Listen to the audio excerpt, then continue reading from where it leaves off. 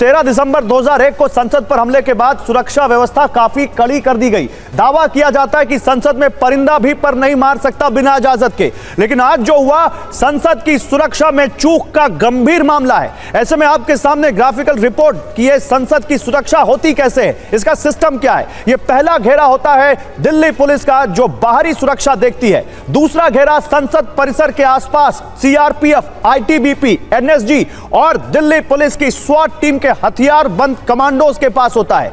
तीसरा घेरा संसद के बाहर, अगला घेरा सीआरपीएफ के पार्लियामेंट ड्यूटी ग्रुप पीडीजी का होता है। इस सुरक्षा घेरे को 13 दिसंबर 2001 को संसद पर हमले के बाद बनाया गया था। चौथा घेरा संसद में बाहरी सुरक्षा के घेरों के बाद आता है संसद के अंदर की सुरक्षा। लोकसभा और राज्यसभा में सांसदों की सुरक्षा के लिए पार्लियामेंट्री सिक्योरिटी सर्विस पीएसएस के जवान तैनात रहते हैं। यही सेवा संसद में सांसदों के अलावा विजिटर्स पास से आए लोगों, मीडिया और बाकी लोगों की सुरक्षा से जुड़ी गतिविधियों के लिए जिम्मेदार होती है। संसद में दाखिल होने के लिए 3 जगह चेकिंग होती है। संसद के बाहरी गेट पर दिल्ली पुलिस, जहां स्कैनिंग, फ्रिस्किंग और मेटल डिटेक्टर से जांच करती है। दूसरा चेक संसद भवन के बिल्डिंग के एंट्री गेट पर फ्रिस्क, मेटल डिटेक्टर और स्कैनिंग दिल्ली पुलिस और पार्लियामेंट सिक्योरिटी सर्विस के लोग करते हैं। और थर्ड सिक्योरिटी चेक संसद के अंदर यानी दर्शक दीर्घा में एंट्री के पहले होता है, जहां फ्रिस्किंग और मेटल डिटेक्टर से जांच की जाती है। यहां भी दिल्ली पुलिस और पार्लियामेंट सिक्योरिटी सर्विस के लोग होते हैं।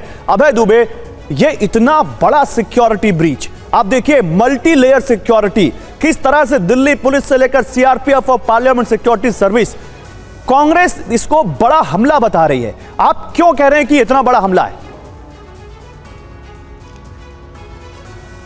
देखिए गौरव जी, बहुत गंभीर बात इसलिए भी है कि 6 दिन पहले एक खालिस्तानी आतंकवादी ने इस बात की धमकी दी थी, बाकायदा वीडियो जारी करके, कि वो हमला करने वाला है। तो आप स्कैनिंग कीजिए, आज पूछिए सवाल देश के गृह मंत्री से कि गृह मंत्री जी आप कहां हैं। पूछिए प्रधानमंत्री जी से, प्रधानमंत्री जी कहां हैं। प्रधानमंत्री जी ने 1:43 पर एक ट्वीट किया है उनकी रैली का, मध्य प्रदेश की।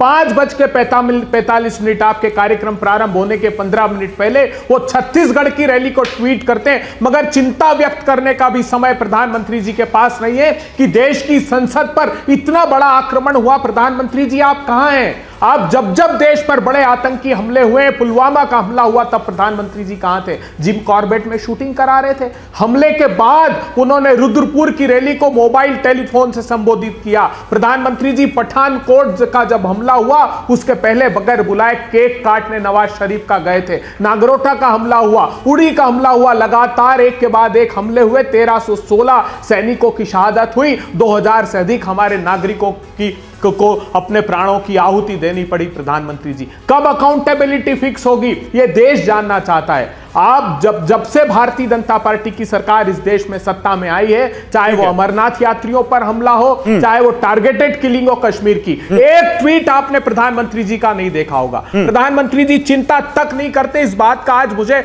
बहुत गहरा दुख है। आज अकाउंटेबिलिटी फिक्स होनी चाहिए देश के गृह मंत्री की। जब आतंकी आपके पास सूचना थी, जब वीडियो जारी करके एक आतंकवादी ने कहा था कि मैं 13 तारीख को, आज ही के दिन, जब 22 वर्ष आज जब हम इतना बड़ा हमला सन 2000 में देश की संसद पर हुआ था, उसी के एवज में उसने कहा था कि मैं फिर से हमला करूंगा।